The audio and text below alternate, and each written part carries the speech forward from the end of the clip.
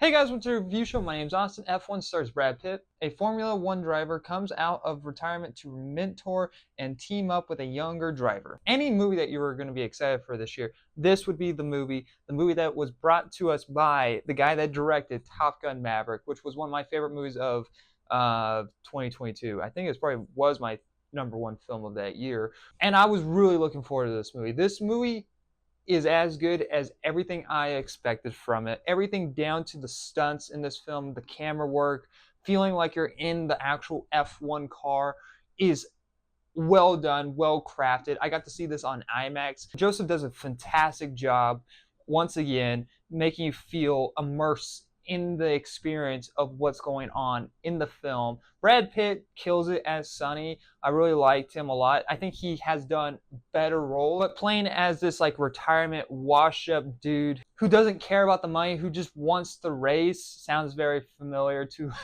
to a film called Ford versus Ferrari or Cars 3 or Top Gun Maverick 3.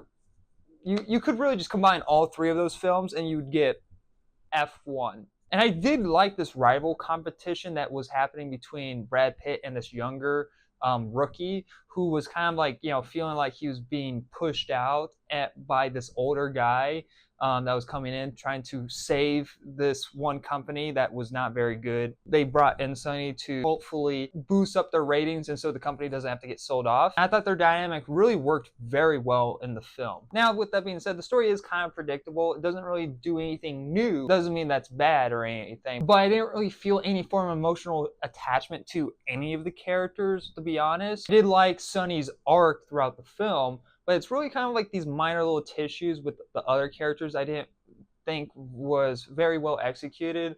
More or less the revolution between Sonny and this younger rookie, even though I did like the setup to their conflict and both having issues with one another, but to have them basically come working together as a team felt a little anticlimactic. And that's mostly because they didn't really feel like they got through their struggles together. It's just kind of like, all right, well, this is the time in the part of the film where we gotta, work as a team. And it's like, oh.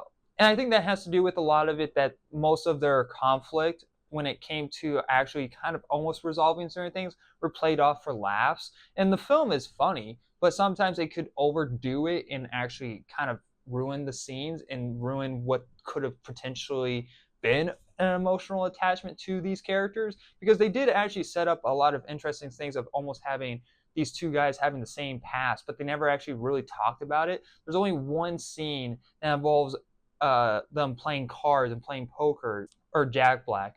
I don't know. I don't gamble. And they bring up some interesting characterization points in that moment, but they don't actually go anywhere, and it doesn't really actually add that much to the film. At least your main character's arc in the film, Sonny, Brad Pitt, he is the one that you really are kind of just the one rooting for, and he's the one that has the most satisfying ending out of all the characters. Besides that, everyone else is kind of not really forgettable. They're just kind of just there.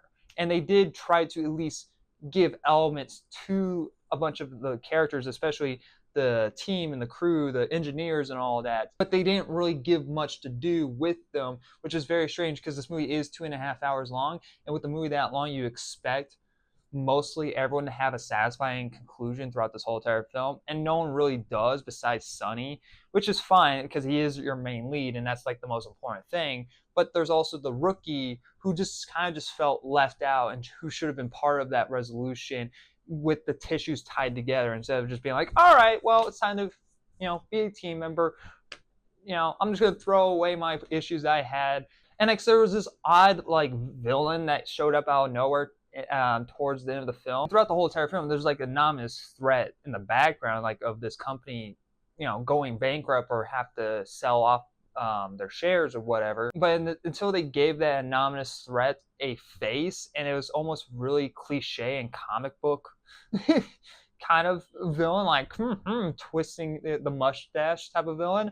I'm like, oh, all right, you just kind of just felt out of place. It didn't really work in the sense of this film. But overall, you're really going to see this movie for the experience on the big screen, to feel like you're in an F1 car, and that really sells it off pretty well. Like, they pull it off pretty well. I'm gonna give F1 a B+. I highly recommend you guys checking this one out this weekend. I know everyone else saw Jurassic World last night at the secret screening. You know, not gonna lie, I was hearing the like in the background, listening while watching this movie in my head, and that was just playing in my head. And as I was like, man, I really want to watch Jurassic World, but I think I had the better experience overall, because I honestly, a lot of people were disappointed, kind of disappointed with that movie. I'm holding out. I'm hoping that it's good, but you guys will just have to wait for my thoughts on that next week. So anyway, guys, thank you guys for watching. Like always, I'll see you guys in the next review. Bye, guys.